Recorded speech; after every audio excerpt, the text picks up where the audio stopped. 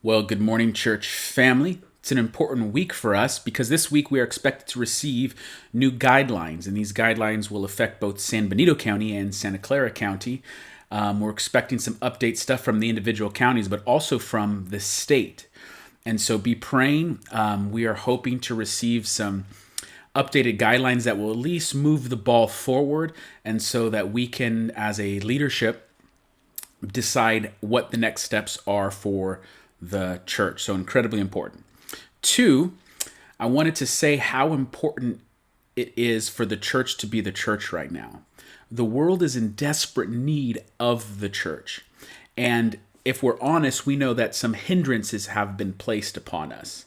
Just not being able to gather in our normal weekly rhythm as embodied people. You know the feeling sometimes when you're having a down week, you just don't have the motivation. You're feeling weak in your spiritual life, and you go to church and you're with the saints singing. You have the fellowship, you have the preaching of the word, and you leave feeling empowered for ministry and mission. And that's just one thing among many, but if we're honest, there are significant hindrances placed upon us. And because of that, the church has the potential and the temptation to become weaker, both as a collective body, but then as individuals. Start getting some bad habits, not in the word as much, not praying as much, not watching the Sunday services online as frequently because summer hits and there's vacations and bad habits begin to develop. And what I want to say is the church, as our body of believers and as individual Christians, we cannot take our eyes off the ball in this moment. The world needs the church, and the church has some hindrances placed upon it. But we can't just say, "Oh, this is bad and this is bad," and allow the body to become weak.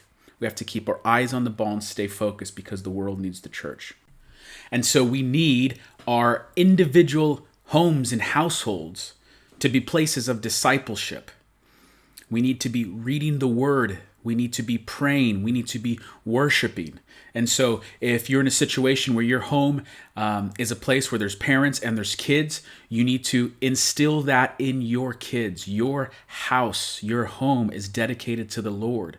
It takes time to pray and to read the word. It takes time to praise Jesus. And if you're an individual, you're single or you're by yourself, your house, your home still needs to be a place of worship, where you're reading the word, where you're praying, you're staying strong, because trust me, there is a spiritual war. And right now, Christians are going to be tempted to take their eyes off the ball. And right now, more than ever, the world needs the church. And so we need to be spiritually strong in the word, in prayer, worshiping our Savior. So make commitments to that this summer. Thirdly, and just what I always talk about, is that if you go to svccchurch.com, there's going to be a button that says I am in need of support. If there's something we can do for you, if you just want someone to talk to, click on that. We're going to reach out to you. We're going to connect with you.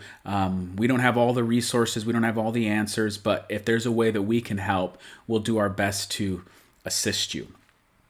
So be praying that the guidelines that the state and counties issue will enable our churches to take a step forward. Be praying for wisdom for the leadership and how we respond to those things, and what next steps we ought to take as a church. Stay strong, stay in the word, stay in prayer, and do not grow weary of doing good. And we'll see you soon.